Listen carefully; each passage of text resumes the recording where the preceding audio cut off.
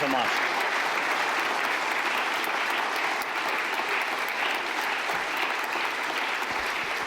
Thank you very much. Thank you so much.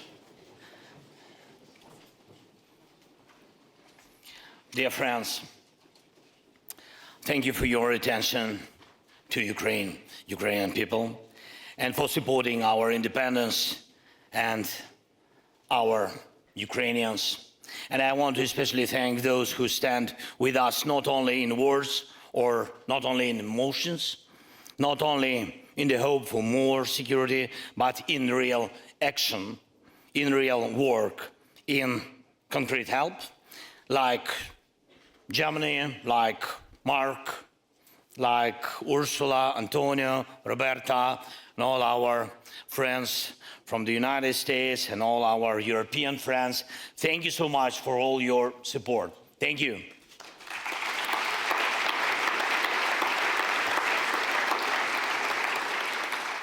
And if you are a European leader and you meet Mark Rutte, you will definitely hear the word pearl. And not just once, and very serious things, really. He starts and ends every conversation with a call to support pearl. And he's right to do so. Thank you, Mark. Pearl is a program that allows us to buy Patriot missiles in the United States and other weapons that protect Ukrainians from Russian attacks, of course. Most of the air defense missiles that can stop Russian ballistic missiles come to us thanks to Pearl. And Pearl exists because of Europe, it's true. Europe is paying for our ability to stop ballistic attacks. Thanks everyone who helps us. Thank you.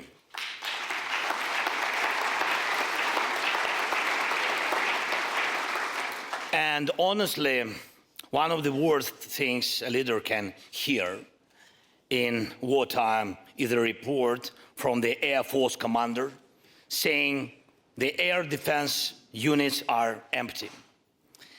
Empty, and they used the air missiles to stop Russian strikes, and there was no resupply, and intelligence says a new massive attack may come in a day or two.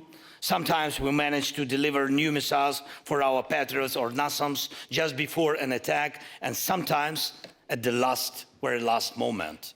And I want to especially thank Germany, Norway, Netherlands for their strong leadership in Europe in giving us air defense systems. Thank you very much. These systems save our lives.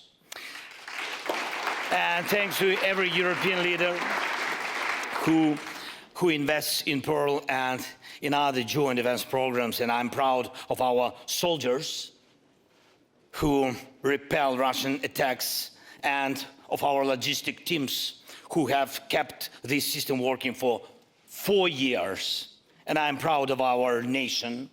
And it is the courage and resilience of Ukrainians that make the defense, that make the difference. And our people deserve gratitude, they deserve respect. Thank you so much. 4 years of full-scale war. Today I want to show you what that really means. And I want you to ask yourselves, are you ready not only for the challenges that Russian aggression brings, the challenges of modern war, but also for the constant effort to convince the world to fight for support, to defend your country's interests every single day, as Ukraine must do. The world is built on interests, and you have to work tirelessly to align interests and help partners see what this brings. And when you see what is coming, we will be able to convince those in power to act preventively, to stop the evil before it destroys everything.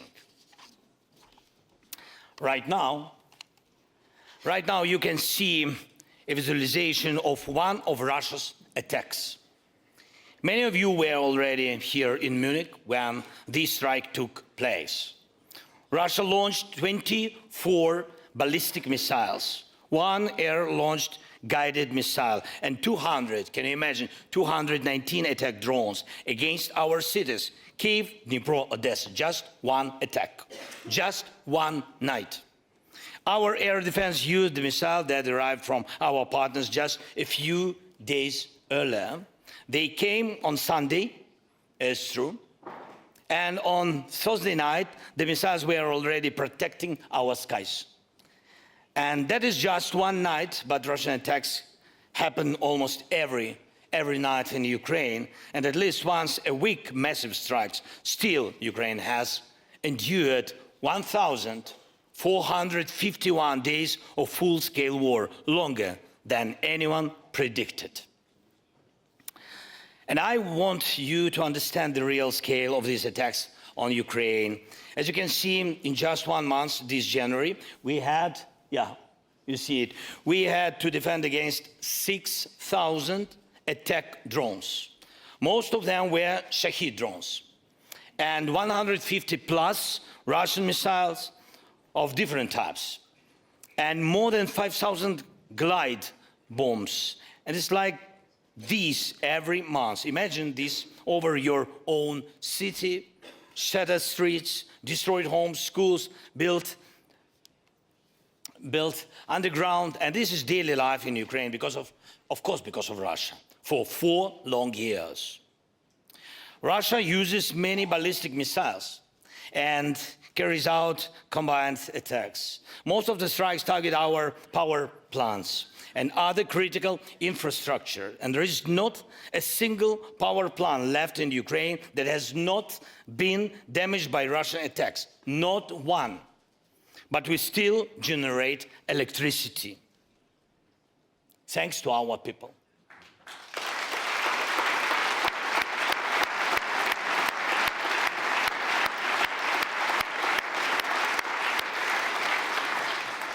And we have kept our system running thanks to physical protection of the facilities and thanks to everyone who helps us with air defense. Just as important, Ukraine still has power because of our people, thousands of workers who serve millions. And when I see our energy workers, our repair crews, rescue teams, I see something that is often missing in politics. Through dedication, the ability to work at 100%, to act immediately in a real emergency, not in a month, not in a year or two, but they save lives here, they save lives now, all these years. And many politicians could learn and must, I think, must learn from ordinary rescuers, from ordinary repair crews, from ordinary electricians to act, how to act immediately. During this war, thank you. During this war, weapons evolve faster than political decisions meant to stop them. When the Iranian regime first gave Russia the Shahid drones, they were simple weapons. They could be shut down easily. Now the Shahid is different. It has a jet engine. It can fly at different altitudes. It can be guided by an operator in real time. And it can use Starlink to reach its target. It can even carry other drones, acting as the, how we say, mother drone for FPVs. War reveals forms of evil we did not expect. And the longer a war continues, the more resources the aggressor receives. The more dangerous the consequences becomes, the more dangerous the evolution of weapons and of war itself, and the evolution of Putin. And I remember how the full-scale war was seen in the first year. And we were told that support would continue, but not at the scale and speed needed for Ukraine to win, it's true, or for Russia to lose. And what did that mean? It meant time. The idea was that America could manage the pace of the war and the risk of escalation to reach a point where Russia would no longer be able to attack and Ukraine would agree not to return its occupied territories. Bob Woodward wrote about this approach of the previous US administration in his book, War. And he described how US Defense Secretary Lloyd Austin said, "We own the clock." And Austin had told Jake Sullivan numerous times, we own the clock. And Woodward writes that Sullivan was constantly learning from him. And of course, we are grateful for all the supplies we received. But you saw how it was, how long we had to push, to be allowed to get stronger and stronger weapons. Months for HIMARS, months for tanks, years for aircraft. Everything took time. This did not make the situation easier for anyone, because in war, the war itself owns time. And it uses the time against people, of course. That is why not a single day, not a single opportunity to protect life can be wasted. Everyone who seeks security and peace must understand this. Every day matters. And I'm grateful to every American heart that was helping us no matter what. Thank you. Without you, Americans, Europeans, and everyone who stands with us, it would have been very, very difficult to hold on. Thank you very much.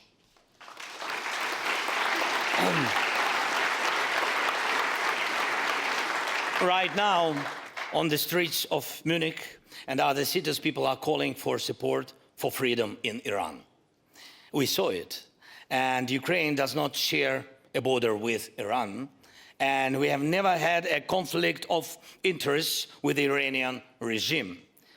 But the Iranian Shahed drones they sold to Russia are killing especially our people, Ukrainians, and destroying our infrastructure. The Iranian regime has already done and can still do more harm than many other regimes could do in the century. And yet this regime still exists. And it hopes to survive everything, even this crisis. Today, the people of Iran expect from the world what we in Ukraine needed on February 24th, when the Russian invasion began: unity, determination, and speed. Of course, speed. Speed in support. And regimes like the one in Iran must not be given time. When they have time, they only kill more. They must be stopped immediately. And this is exactly what should have happened with the Ayatollah after all the wars his regime unleashed and all the lives it took. And with Putin as well, after the war in Georgia, after Syria, after 2014 and the occupation of Crimea. But even in these conditions, when we cannot know how long this war will last, we do everything to keep life going. And today, Ukraine has more experience than anyone in the world in defending against all types of drones. Every night we face fewer than 100 Shahed drones. Some nights there are 400 or even 500 attack drones. And Ukrainians shut down almost 90, can you imagine? 90% of them. But still not 100. And we are doing everything to increase that rate. Among other tools, we use different types of interceptors. And what you see now are real videos of those interceptors, by the way. Together with our partners, we are producing more and more of them each day. And we will reach the point where we produce enough to make Shahed drones meaningless for Russia. But the key words here are together with partners. And there is no country in Europe that could rely only on its own technology and money to defend itself. In a full-scale war, no one would stand alone. That is why, while we invest in interceptors and protection, Russia invests in breaking unity between all of us. Our unity with you, unity in Europe, unity in the Euro-Atlantic community. They want to break it. Why? Because our unity is the best interceptor against Russia's aggressive plans. The best one, and we still have it.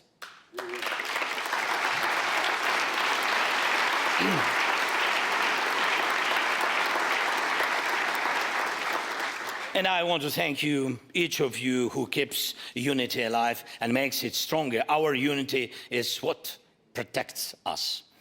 Hundreds of production sites are already operating in Ukraine and in partner countries. And we have the Danish model. Thanks, Meta, your team, your people, investing in weapons production in Ukraine. We have joint drone production here in Germany. And it officially started yesterday, thanks to everybody and to Friedrich. And we have the joint artillery initiative with Czechia. I see Peter, hi.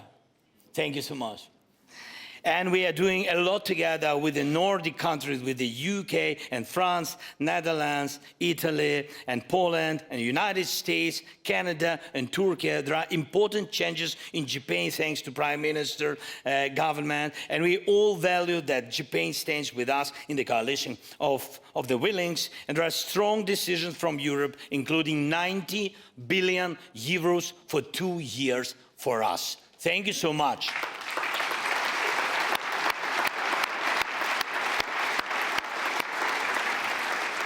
And this is a serious guarantee of Ukraine's financial stability. And thank you for every strong decision for all our joint work. But let's not close our eyes to the problem. And Russia still has accomplices, regimes like North Korea and companies across the globe, many of them from China, that bypass sanctions and provide components for Russian weapons, Russian missiles. On top of that, Putin still has guarantees of financial stability. A large part of those guarantees lies here in Europe, in European seas. I mean, Russian oil tankers still move freely along Europe's shores, in the Baltic Sea, in the North Sea, and in the Mediterranean. In total, Russia still uses more than 1,000 tankers. Each of them is, in fact, a floating wallet for the Kremlin. And I recently discussed this with President Macron, with President von der Leyen, and with other leaders, and thanked them for their willingness to fix this. We spoke about updating European legislation so that Russian tankers can not only be detained, but blocked. This is important, to block all these tankers, and they are all confiscated the way the United States acts against shadow-fleet tankers near its own shores. And it works, really. Without all money, Putin would not have money for this war. Let's make it possible. And now I want to speak about the cost of war on the ground. What does 1 month of war mean for Putin? Just in December, our forces eliminated 35,000 occupying soldiers, killed and badly wounded. In January, there were fewer Russian assaults, and as a result, Russia's losses were about 30,000 killed and badly wounded. There is even a clear price Russia pays for every kilometer of occupied Ukrainian land. On the Donetsk front, it's one of the most intense areas, and everybody knows about it. The price Russia pays for 1 kilometer now is 156 soldiers. Putin is not concerned about this now, but there is a level at which he will start to care, I'm sure. Every month, Russia mobilizes about 40,000 people, a little bit more, 42, 43, sometimes. Not all of them reach the front line. So overall, the size of the Russian contingent in Ukraine is not growing this year. For our army, the mission is clear: to destroy more Russian occupiers, because they are occupiers. And the goal is specific, at least 50,000 per month. Even for Russia, that would be serious, I'm sure. And it would affect Putin's decisions, because we are speaking mainly about frontline troops, those leading the assaults and attacks. Mr. Ischinger said in an interview before this conference that as long as Ukraine is defending Europe, the danger is not so great. And if we speak plainly and maybe a bit cynically, that is more or less the situation today. But look at the price. Look at the price. Look at the pain Ukraine has gone through. Look at the suffering Ukraine has faced. It's Ukrainians who are holding the European front. Behind our people stand an independent Poland and the free Baltic states. There can be a sovereign Moldova and a Romania without dictatorship, and even one victor can think about how to grow his belly, not how to grow his army to stop Russian tanks from returning to the streets of Budapest.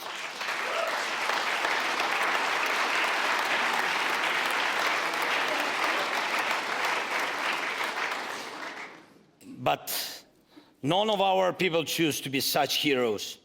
Ukraine did not choose this war. And it's wrong to assume that this is a permanent arrangement that others can stay safe behind Ukraine backs forever. Ukrainians are people, not terminators. Our people are dying too. That is why we are doing everything to stop this war and to guarantee security. But the problem is this: Putin is no longer interested in anything else. Putin does not live like ordinary people. He doesn't walk the streets. You will not see him in a cafe. His grandchildren do not go to the normal kindergartens in their hometown. He cannot imagine life without power or after power. Normal things do not interest him. Putin consults more with Tsar Peter and Empress Catherine about territorial gains than with any living person about real life. Can you imagine Putin without war? Be honest.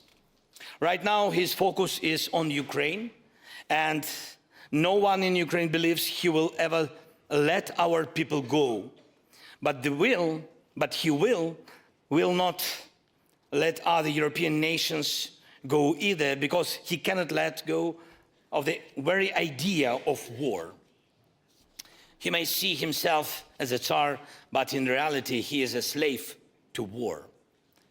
And if he lives another 10 years, we can understand it can be. War can return or expand.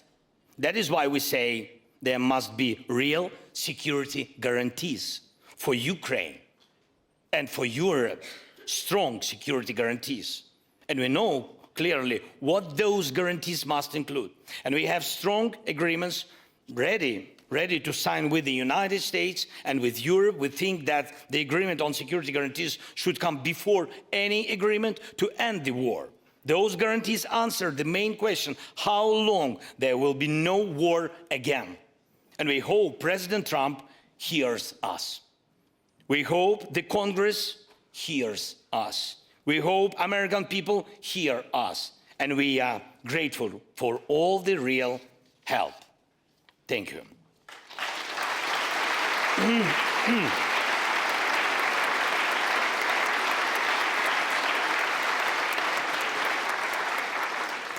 We are doing everything, truly everything, to end this war, and this war can end and security can be guaranteed. Before the invasion began, we told the world, act now, please act preventively so the invasion does not happen. And I sent our commander-in-chief, at that time it was General Zelensky, to speak with the American side and to explain what Ukraine needed to defend itself. And I said, tell them we need javelins, stingers, and real weapons, something real to stop the Russian army, so they see we are not standing with bare hands. It was very important, but the most practical advice General Milley could give Ukraine at that time was simply dig trenches. And that is the answer my commander-in-chief brought back. Just imagine hundreds of thousands of Russian troops on your borders, massive military equipment, and all you hear is dig trenches. So if Russian troops enter Lithuania, God bless, no, just like example, if, or another country on NATO's eastern flank, what will the allies hear then? Will they hear that help is on the way? Hope so. Or will they hear dig trenches? Or something else? We must have the ability to give a strong response to that threat. And that is why we are talking about a joint European defense policy. That is why we need American backstop. That is why Europe needs Ukraine. The Ukrainian army is the strongest army in Europe. Thanks to our heroes. And it's simply, I think it's simply not smart to keep this army outside NATO.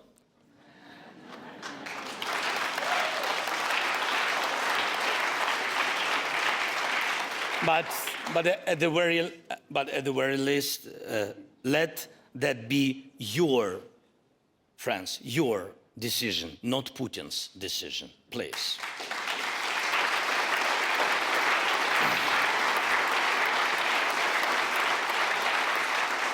And today, among the things that unite Europe most strongly, there is also fear. Not fear that Ukraine might one day join NATO, but fear about whether NATO will even exist. But we support NATO and hope that NATO will be each day stronger and stronger.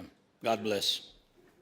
And right now, much of our cooperation with Europe and with other NATO partners and cooperation inside the alliance, including the historic decision to move toward 5% of GDP on defense, is a response to that fear. I think it's a correction of past mistakes, and it is an investment in the future, security, and it is a guarantee that NATO will not only exist, but will act if, God forbid, it's ever needed.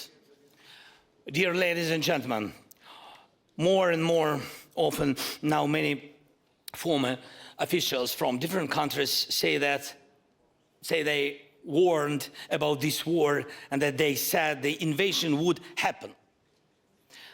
They remember what they said, and in most cases they greatly improve their own story, but none of them can say what they actually did. What they did to prevent the invasion. All these stories are about one thing, just one thing, shifting responsibility away from themselves. And what did Russia see in 2021? Putin sat as an equal with the President of the United States in Geneva. And he felt he could reshape Europe and the world at least. And there were no preventive sanctions against Russia, and there were no serious defense packages to show that we could stand up to Russia. Look now, our great guy, our athlete, Vladislav Graskevich.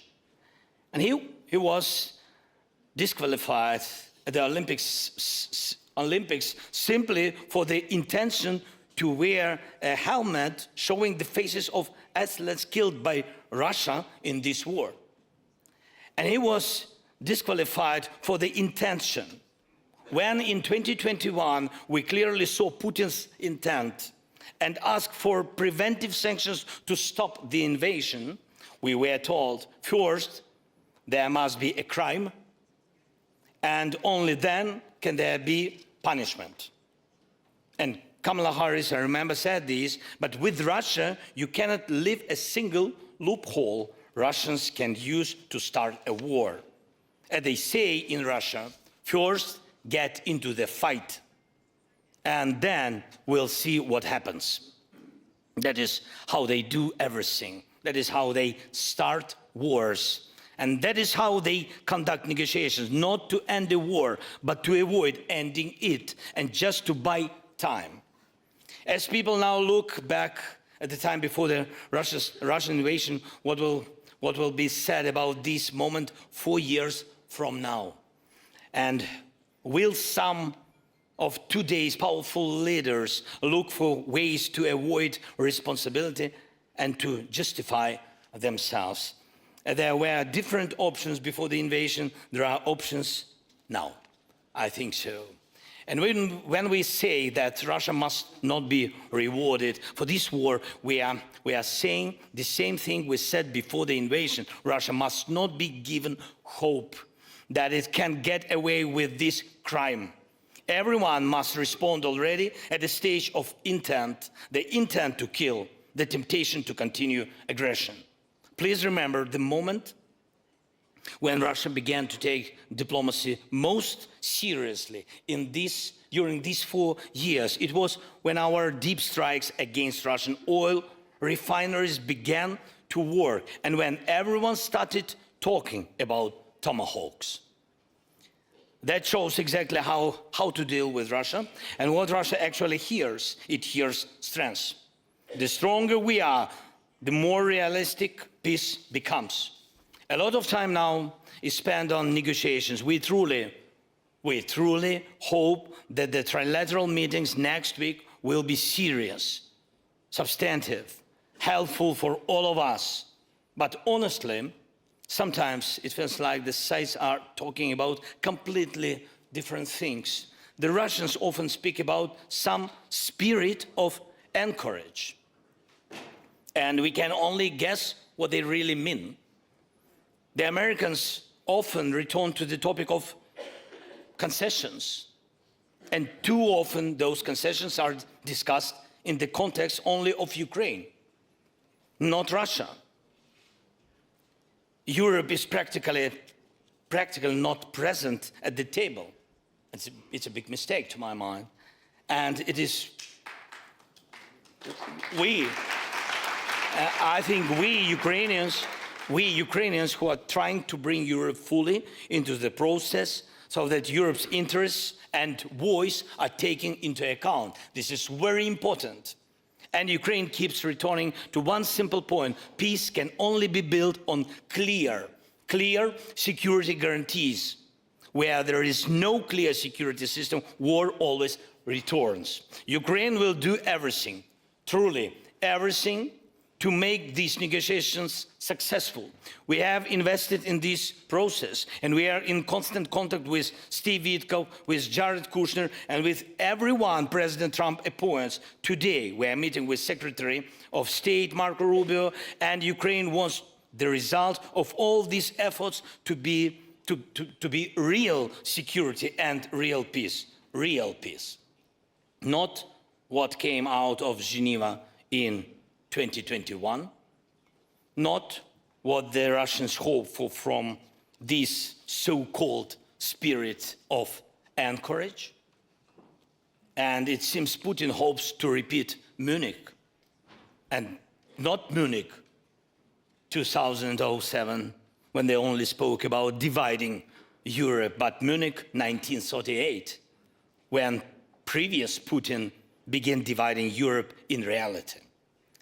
It would be an illusion to believe that this war can now be reliably ended by dividing Ukraine, just as it was an illusion to believe that sacrificing Czechoslovakia would save Europe from a great war. And when people ask today what the price of a deal could be, our answer is simple. The main thing is that in 4 years, the civilized world is not forced to justify itself again, to shift the responsibility, and not forced again to look for someone else to blame.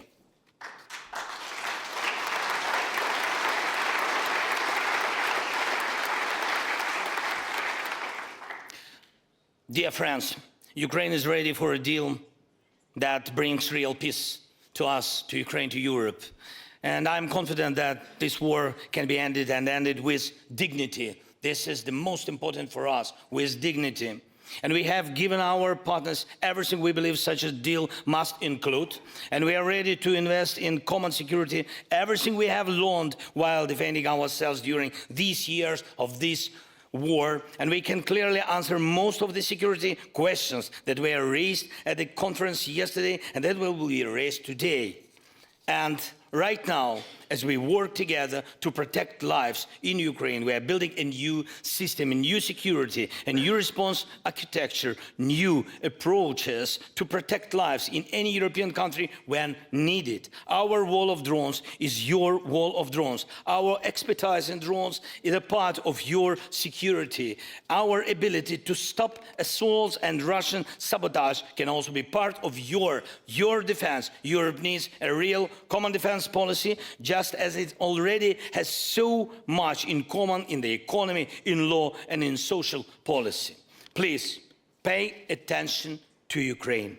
And if exactly that had happened earlier, this war would not have begun. Thank you. Slava Ukraini!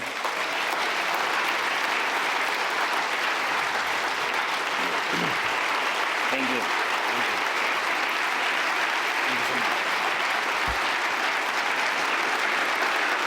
Thank you. Дякую.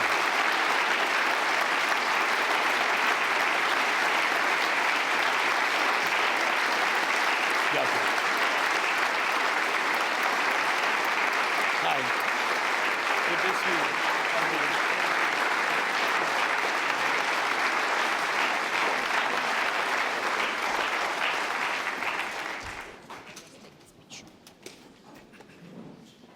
Just getting a chair, Senator. It's coming. Right behind you.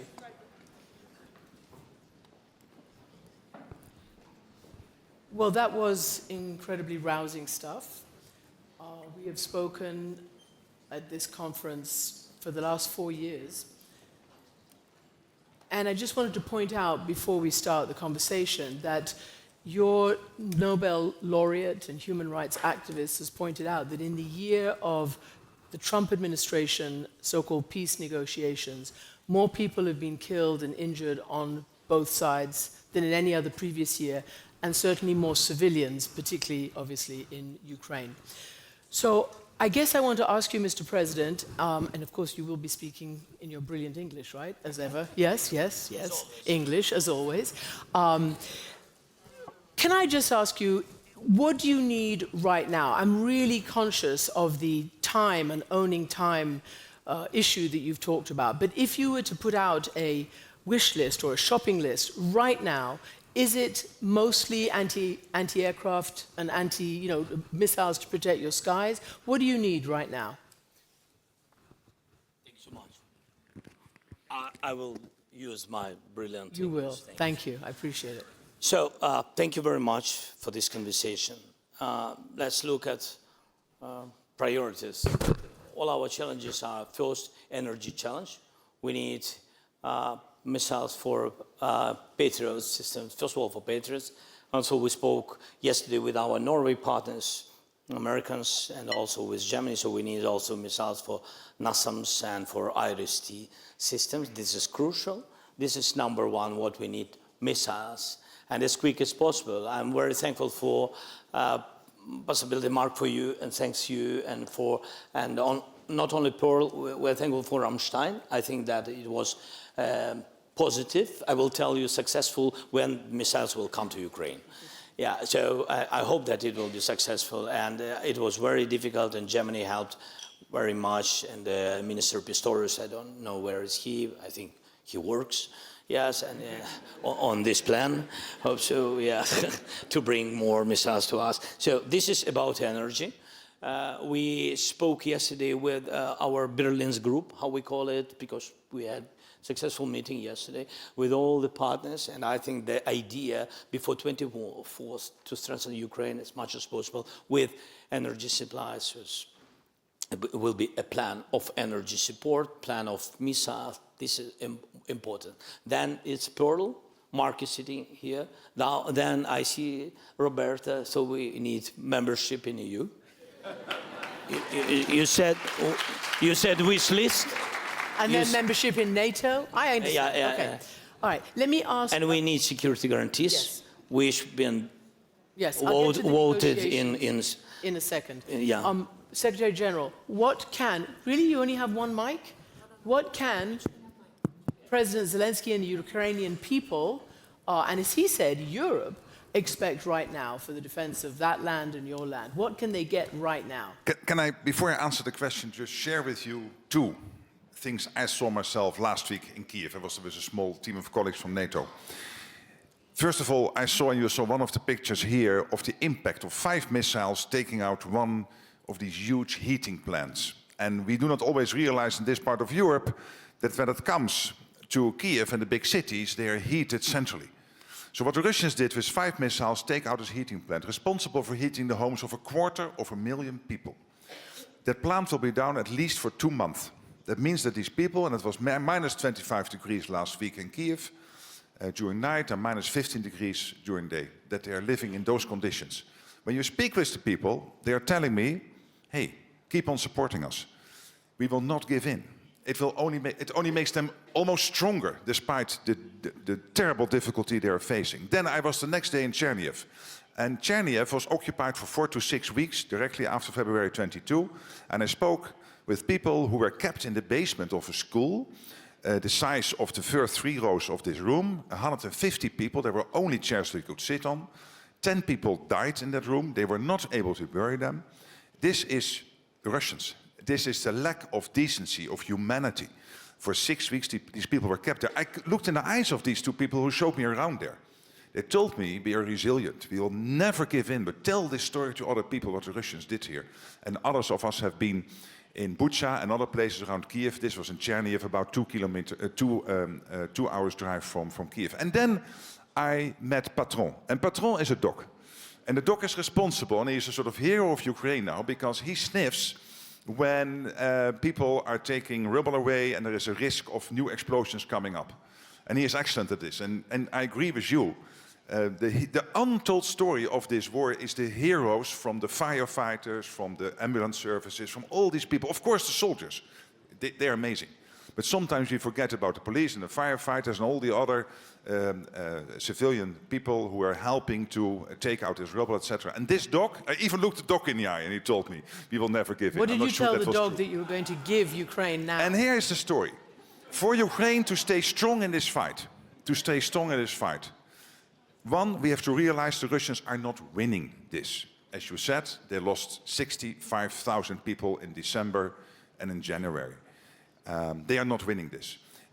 They make very small gains in Donetsk and other places, so small that it's almost not relevant. But they lose all these people. If there is a dictator in Moscow willing to do that, we are really working with somebody who is willing to do that, to get so many of his own people killed in that war. We have to take that seriously.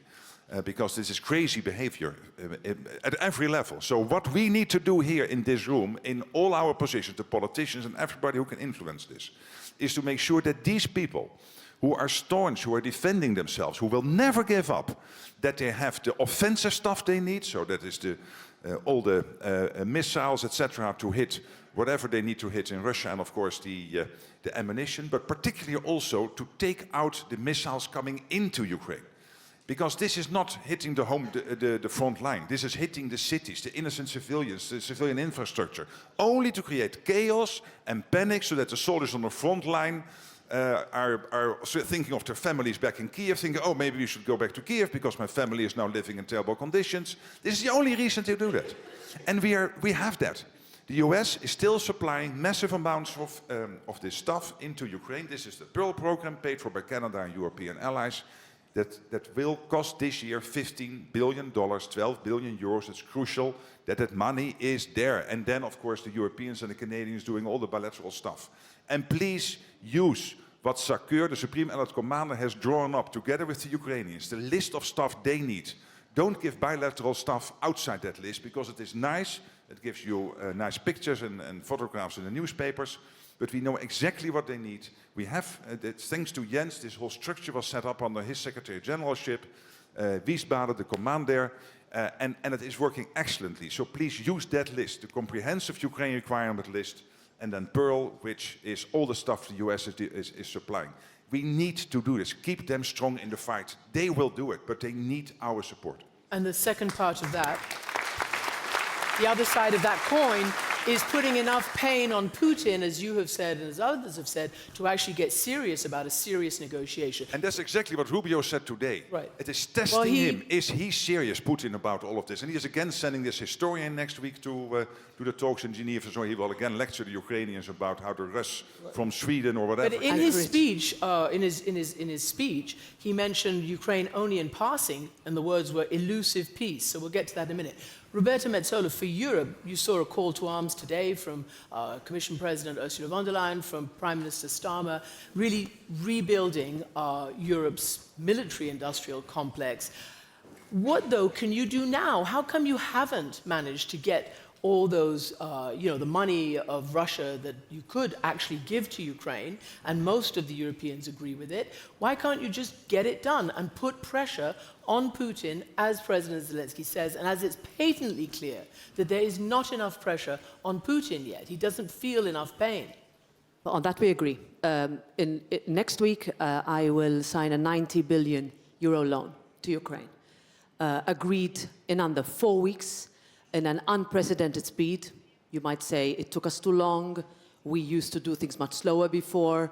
But when push came to shove, we really put our money where our mouth is. And this is what we need to use as the strongest of message that when I first came to Ukraine, couple of weeks into the beginning of the war, Volodymyr, I told you that we would stand with you.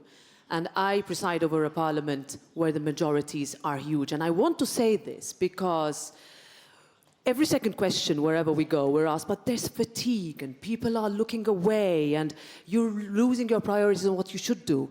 My answer is, I was in the opening of the Winter Olympics 1 week ago, and the loudest cheer was for the Ukrainian delegation.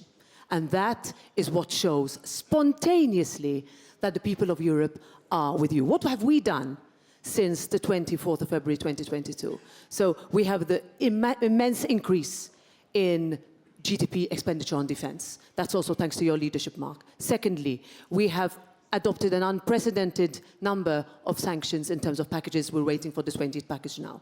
We are working and agreed with Volodymyr when he talked about the next step on what we should do on the shadow fleet. We have 2 new members in NATO, and this is particularly personal for me because one of my sons is serving in the military of one of them. And that is what would never have been done if it were not for Ukrainians fighting for the freedom that we took for granted, that we looked away, that we took too long to respond to. But I would say that today we are there, we will be there, we need to take it to the next step. On enlargement, I can answer you. I preside over a parliament massively in favor of that. This is a win-win. It's not about charity. We need Ukraine, and we need Ukraine to be part of the European family. And we can do much more, and we can do much, much, much more. And we are there for. As President Zelensky pointed out, still Russian tankers are patrolling your waters with their we have over 600 war that money. have been detained, but we have to do much more. Okay. Senator Wicker, senior senator, Republican senator. What more can the United States do? We've had a year of so-called negotiations in which every time we look around, it appears that President Trump puts more pressure on President Zelensky than on President Putin. There is a package of sanctions that's ready to go. I understand both houses of Congress. That's right. So that's right. And that's the good news. And what we've just heard from Europe is very good news. What we need specifically is we need for the administration to unleash the Tomahawk missiles. And that's a message that will come from the Congress. It's the decision of the administration. But the very good news, in addition to the good news about messages of reassurance today, and the support that this room has shown, we will be able to vote in 2 weeks' time on sanctions. And what Ukraine really needs is for Russia to run out of oil.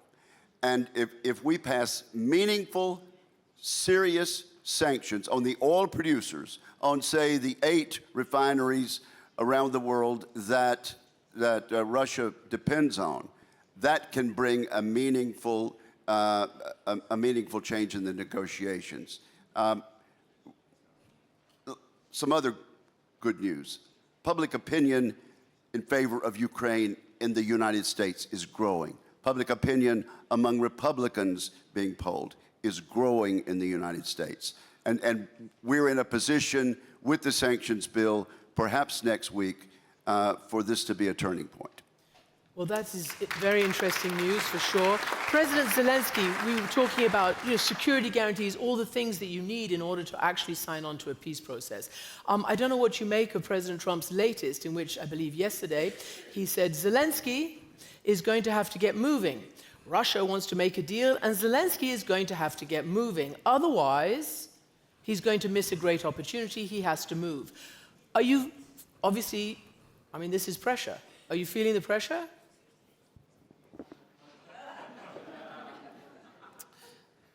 A little bit. I mean, there's, I understand signals of the president. Maybe it's preparing atmosphere before Switzerland meeting, trilateral meeting, and etc. So, not losing our dignity, we can move. We made a lot of compromises, speaking with Russians, beginning even with this. We have trilateral meetings. With all respect to the United States, they proposed us to have such meetings. I think it was a compromise from the side of Ukrainian people. The second point, we are ready to speak and continue. We are ready to speak about constant line. We are ready to speak about the stop on the contact line and then begin to talk. This is also a compromise because we are speaking about our territories, which are temporarily occupied, our people, which have been killed. So a lot of different compromises. Even when American side proposed a free economic zone, such propositions, what we said, look, it's our territory, it has to be our territory. And we can't just withdraw. There are 200,000 people, they are Ukrainians. It's our territory, we can't just run away. We didn't run away from the first day of this war. Why? We will do it today. But we are ready to speak about this free economic zone, maybe something, it can be something important for compromises to renovation of Ukraine and etc. But we are ready. They said, will you ready to do some steps? The question is what Russians are ready to do. We don't hear compromises from Russian side. We want to hear from them something. And I think this is important. Before you carry on, can I just ask you about 2 press Our reports? people under pressure, by the way, Of about the course. pressure. Our people, Ukrainians under Of course, pressure. they're being killed. The FT reports that you are prepared to announce a plan for presidential elections and a referendum on a peace deal, that you're prepared to announce that even potentially by the end of this month. True or false? Something new for me. So you don't know. It was new for me. Yes, I think I answered already on this question, but I can repeat. First of all, of course, nobody support elections during the war. It's something strange. I said it about so many times. Then I said, if American side will push this signal, I'm ready to show that we are ready for this. Okay, give us, I'm very honest, give us 2 months of ceasefire, we will go to elections. That's it. Give us ceasefire, give us security infrastructure. Maybe not 2 months, but we need a lot of days to prepare. Then give us possibility, our soldiers to vote, how they can, defend our lives, our country, and at the same moment to vote. This is something difficult. Even not, this is strange, it's something very difficult, and I don't know who has such experience. We don't have it. And we can't compare. Sometimes I heard, sometimes I heard, yes, we had elections in the United States during Lincoln's time and etc. How we can compare it? We have missiles, our people under missiles. It's not just land war. A lot of missiles. We're under ballistic attacks. So give us ceasefire. President Trump can do it. Push Putin, make ceasefire, then our parliament will change the law and we will go to elections. If they need them, if Americans need elections in Ukraine, and if Russians need elections in Ukraine, we are open for this. Secretary General, even... But we can also give ceasefire for Russians if they will do elections in Russia.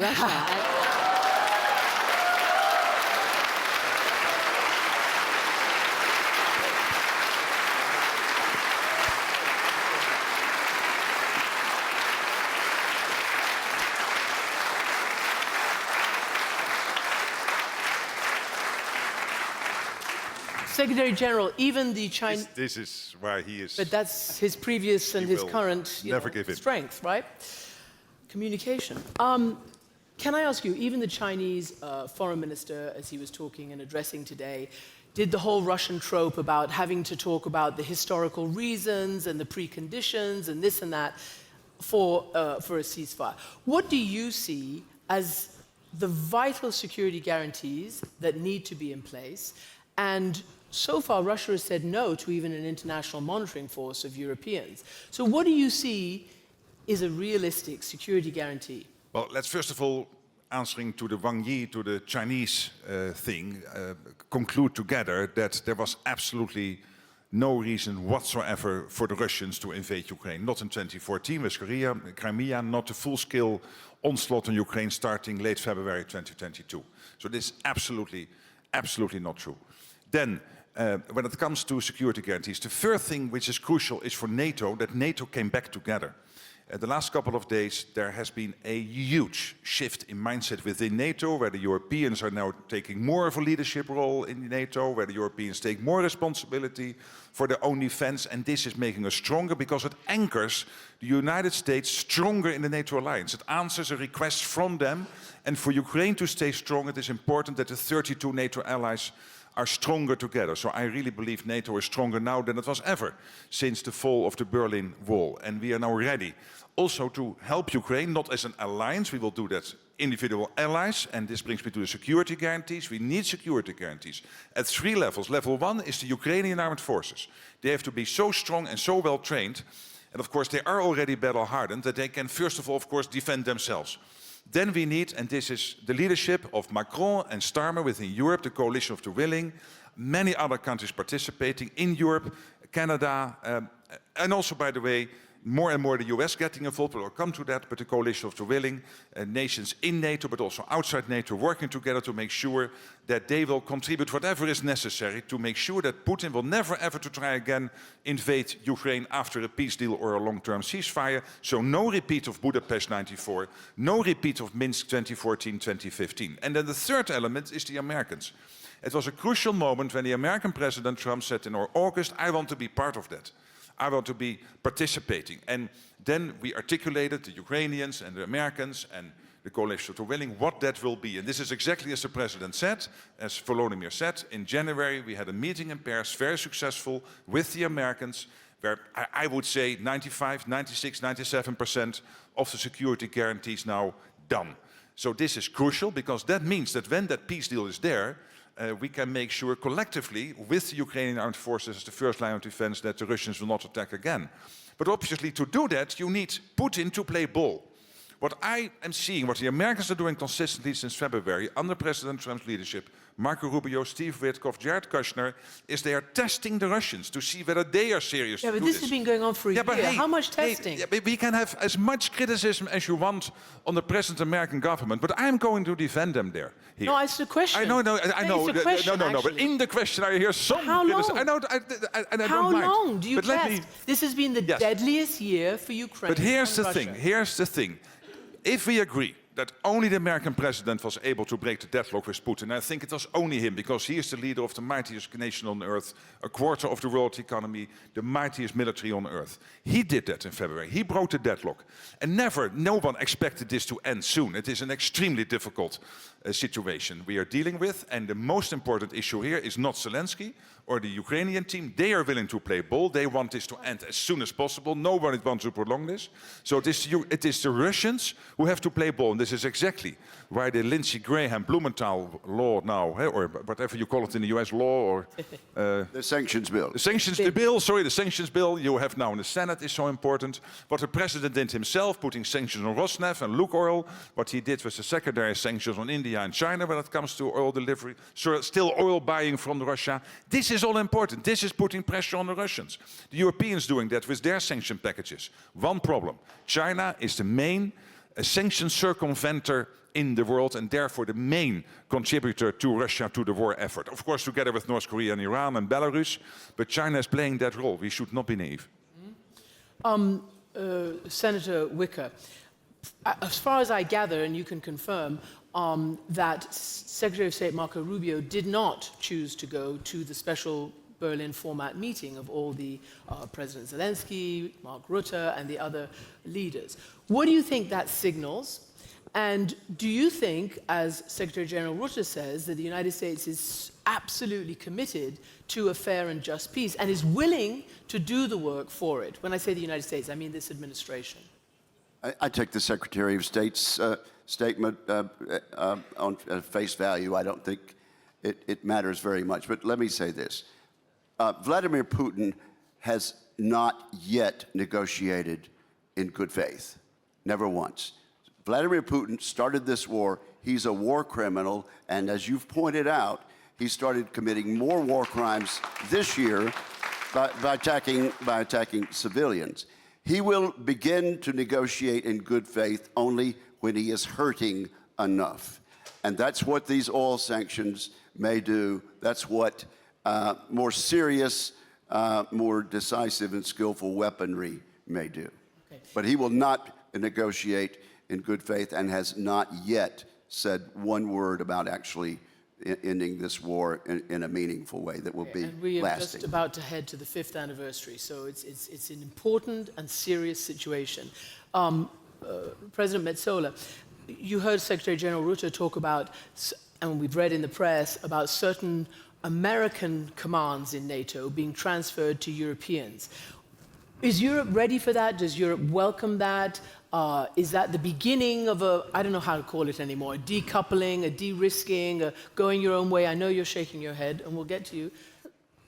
I don't see it like that. I think we're living in a time of new geopolitics, and everything that we're used to is over in all respects. I was particularly struck by what President Zelensky said in his speech, where he said that the one aim of President Putin is to cause division. There is nothing that keeps him going before his people more than a rhetoric that the US and the Europeans are split, that the European countries between them are not aligned. I will not fall into that trap.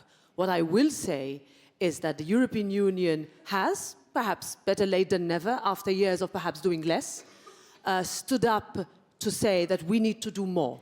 We need to spend more. We need to create more. We need to help Ukraine develop more. And if we manage that, then how NATO is run, I'll leave that to your capable hands, Mark. But from a European perspective, we would also be able to be ready for anything. And readiness is in itself a deterrence. If we are going to be really, let's say, forward-looking and self-confident, I think we also lost that in the last few years, that we are able to have enough tools to stand up and be counted, then the US cannot go alone, just like we could not go alone.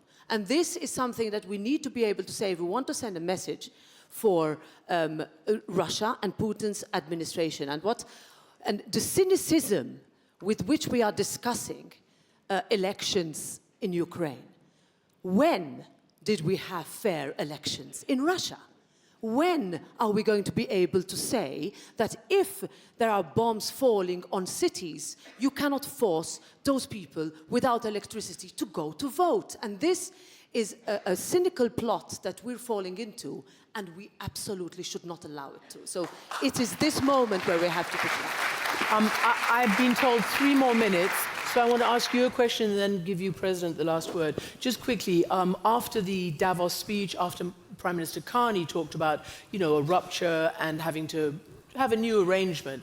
You said to your, you know, your members, if you think that we can manage our own security without the United States, you're dreaming.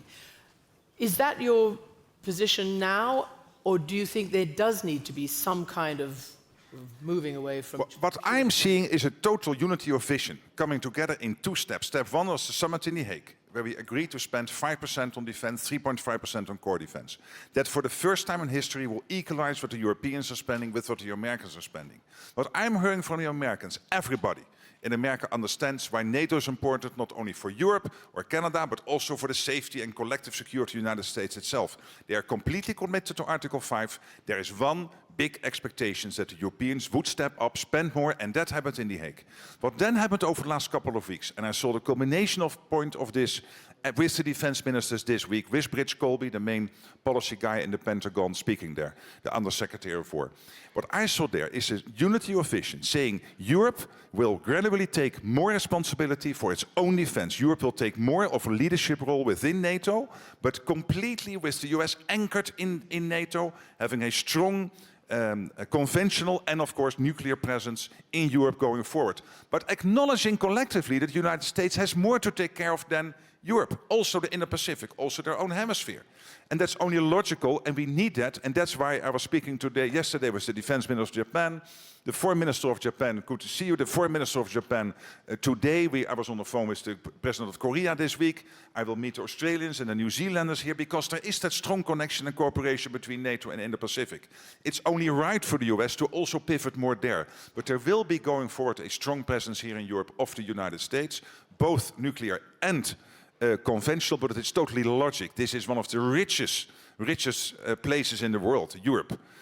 We have huge economies that we take more care of our own defense, take more leadership there. And that's the reason why in NATO, and this started a couple of years ago, that now a discussion has been finalized where the joint force commands will over time be led by Europeans, and the component commands, so AirCom and MARCOM and LANDCOM, will be led by the Americans, and the Supreme Allied Commander being an American going forward. So this is crucial. NATO absolutely today stronger than ever since the fall of the Berlin Wall. Last word to you, Mr. President. How do you think this year is going to go? Let's take the next 6 months. Let's think about tomorrow. Tomorrow. Really, and the day after tomorrow, how it will be.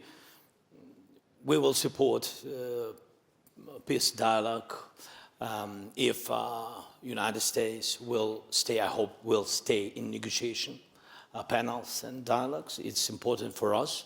I hope that we will involve more and we will work on it, more European colleagues. Then I really hope that we will have support from the United States, from administration and Congress on security guarantees. We need their votings. I hope that we will have security guarantees very, very clear for, but first of all for our people, that our people will know what will be if Russia will come again. What answer will our strongest supporter, United States, strategic partner, will answer? What answer will European leaders will do if the aggression will be again? This is very important. Then we really want to work on EU membership. And I know that some European leaders are not happy with my rhetoric and messages. I'm sorry, but I will continue because we need we are very thankful, it's true. We are very thankful, but we can't save only by saying thank you, can't save our lives. That's why I'm very honest. For us, it's very important to have a date for our membership. Otherwise, after this war will end, I'm sure that it will end, Putin will do everything. Doesn't matter what he will negotiate. He will do everything by his hands or by hands of some not big countries, but very ambitious leaders. He will do everything by using them to block our EU membership. That's why I want very much to have signing by Americans, Russians, Europeans, and Ukrainians in this 20 points plan where the date is written. I think this is very important for our nation. And of course, we will, all this month, first of all, we will strengthen our soldiers, and we'll do our best for our civilians. What can I say? The unity is very important, and the United States is important. They have only to make Ukraine stronger than Russia. Okay. Thank you. On that note, Mr. President, Secretary General, President of the Parliament, Senator Ricker, thank you so much.